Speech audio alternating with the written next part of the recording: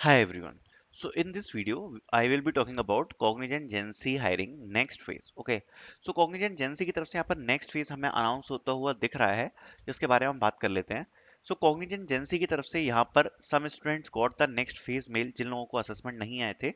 Like this, Cognizant 2025 fresher hiring assessment prerequisite. If you can see here, dear candidate, greetings from Cognizant. We are pleased to share that you are eligible for the next step in hiring process and are scheduled for a communication assessment on June 18th, followed by aptitude and technical assessment. You will receive an email from Superset with an assessment link along with all details required to perform the system readiness check in advance. Please keep a close check on your register email ID. Okay. दूसरा mail यहाँ पर एक कुछ इस प्रकार से receive हुआ है. Greetings candidate, thank you for interest in Cognizant off-campus hiring 2025 engineering graduates. We appreciate the effort into your assessment. While we are unable to move forward with your application for this specific role, we are excited to offer you another opportunity. We would like to consider you for the position for multi-cloud engineer trainee with our Cognizant Infrastructure Services (CIS) team.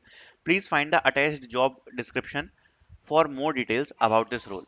If you are interested in this opportunity, kindly fill out the consent form by 19th of जून. सबसे पहले यहाँ पर हम बात कर लेते हैं Cognizant जेंसी के बारे में. सो कॉग्निजेंट जेंसी में यहाँ पर नया फेज स्टार्ट हो गया, जिसमें आप देख सकते हो जो कम्युनिकेशन असेसमेंट है वो 18th ऑफ जून को होने वाला है. ये आपके यहाँ पर कम्युनिकेशन असेसमेंट रहने वाला है.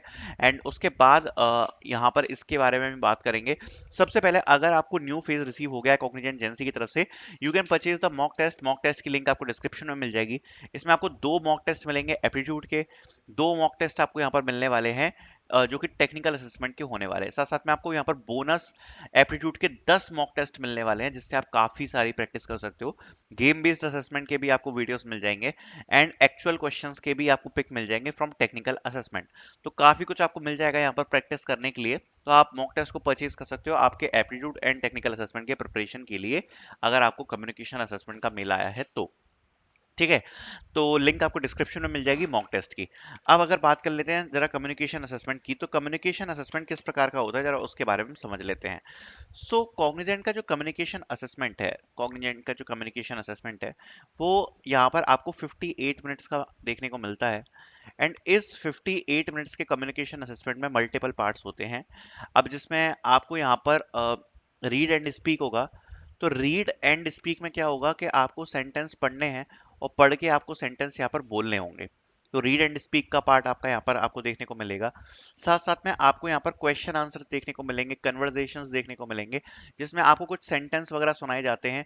उन सेंटेंस को देखकर आपको उनके ऊपर जो कन्वर्सेशंस हो रही हैं उस पर बेस्ड जो क्वेश्चंस होते हैं उनके आपको आंसर देने होते हैं. फिल इन द ब्लैंक्स आपको 32 देखने को मिलते हैं. अब फिल इन द ब्लैंक्स में क्या होता है, आपको यहाँ पर मल्टीपल आपको फिल इन द ब्लैंक्स देखने को मिलेंगे ग्रामेटिकल, जो कि आपको सॉल्व करने पड़ते हैं. देन आपका आता है स्पीक ऑन टॉपिक, मतलब जहां पर आपको एक टॉपिक दिया जाता है और आपको उस टॉपिक के ऊपर बोलना पड़ता है. तो इस प्रकार से जो मल्टीपल पार्ट्स हैं उसमें आपका असेसमेंट डिवाइड होता है.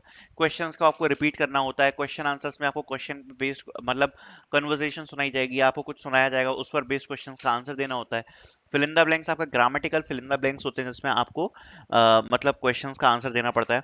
एंड स्पीक ऑन टॉपिक में आपको एक टॉपिक दिया जाएगा, इस पर आपको बोलना पड़ेगा. तो इस प्रकार का जो आपका कम्युनिकेशन असेसमेंट होता है वो आपको दिखता है. कम्युनिकेशन असेसमेंट के बाद आपका एप्टीट्यूड असेसमेंट होता है. अब एप्टीट्यूड असेसमेंट भी आपका यहाँ पर टोटली दो पार्ट्स में डिवाइड होता है. अब ये जो एप्टीट्यूड आपका असेसमेंट है ये भी दो पार्ट में डिवाइड होता है. एक में तो आपके क्वांट के क्वेश्चंस पूछे जाते हैं, मतलब मैथ से रिलेटेड क्वेश्चन पूछे जाते हैं. दूसरा होता है गेमीफाइड असेसमेंट. अब गेमीफाइड असेसमेंट में क्या होगा कि आपसे गेम बेस्ड क्वेश्चंस पूछे जाएंगे. ठीक है. गेम्स होते हैं काफी सारे जिनको आपको खेलना होता है और गेम्स को खेलकर आपको उनके आंसर्स देने होते हैं. वैसे तो इसके क्वेश्चंस भी हमने डाल रखे हैं अपने मॉक टेस्ट में, तो वो भी आप देख सकते हो. ठीक है. आपको हमारे मॉक टेस्ट में इसके क्वेश्चंस मिल जाएंगे. और क्वांट बेस्ड क्वेश्चंस तो रहते ही है, जैसा मैंने आपको बताया. तो क्वांट से रिलेटेड क्वेश्चन होते हैं, 30 लगभग क्वेश्चंस आते हैं जो आपको सॉल्व करने पड़ते हैं. टेक्निकल असेसमेंट यहाँ पर क्लस्टर डिपेंडेंट रहता है और टेक्निकल असेसमेंट में यहाँ पर मल्टीपल पार्ट्स में वो डिवाइड रहता है. सो टेक्निकल असेसमेंट में जनरली आपको क्या देखने को मिलता है, दो कोडिंग क्वेश्चंस देखने को मिलते हैं, आपको दो एसक्यूएल के क्वेश्चन देखने को मिलते हैं और एक आपको वेब बेस्ड क्वेश्चन देखने को मिलता है. अगर आपका जो क्लस्टर है वो जावा सी शार्प है, पाइथन वाले में आपको क्लाउड के एमसीक्यू देखने को मिलेंगे 10. ठीक है।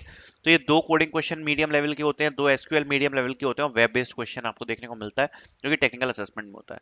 आफ्टर योर ओवरऑल परफॉर्मेंस आप इंटरव्यूज के लिए शॉर्टलिस्ट होते हो।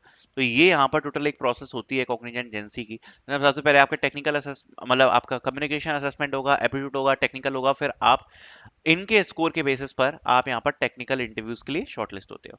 बाकी इसकी प्रिपरेशन के लिए जैसा मैंने आपको बताया नया फेज अनाउंस हो चुका है, तो आप मॉक टेस्ट में एनरोल कर सकते हो। आपको मॉक टेस्ट की लिंक मिल जाएगी डिस्क्रिप्शन में, जिसको आप यूज कर सकते हो अपनी प्रिपरेशन के लिए। ठीक है।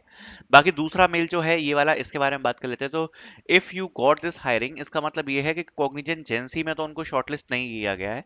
कॉग्निजेंट जेंसी की जो हायरिंग होती है उसमें उनको शॉर्टलिस्ट नहीं किया गया है।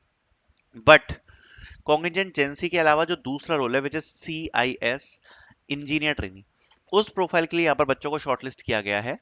तो उस प्रोफाइल में अगर आप इंटरेस्टेड हो तो आप सर्वे फॉर्म भर सकते हो, आपकी उसकी प्रोसेस स्टार्ट हो जाएगी। So it is also a great opportunity, because engineer training profile के लिए अगर आपको मिल रहा है सर्वे फॉर्म, तो आप इसमें भी भर सकते हो, इसमें क्या प्रॉब्लम है ना। तो इंजीनियर ट्रेनिंग प्रोफाइल का आप कर लोगे एंड इसको आप भर सकते हो। ये some students got this mail, अच्छा ही है, आपको दूसरी यहाँ पर मल्टी क्लाउड इंजीनियर ट्रेनिंग की पोजीशन मिल रही है, it's a great thing. So इसमें आप पार्टिसिपेट कर सकते हो। Thank you so much for watching this video. अभी न्यू फेज जो स्टार्ट हुआ उसका मैंने आपको अपडेट दिया। Thank you so much for watching.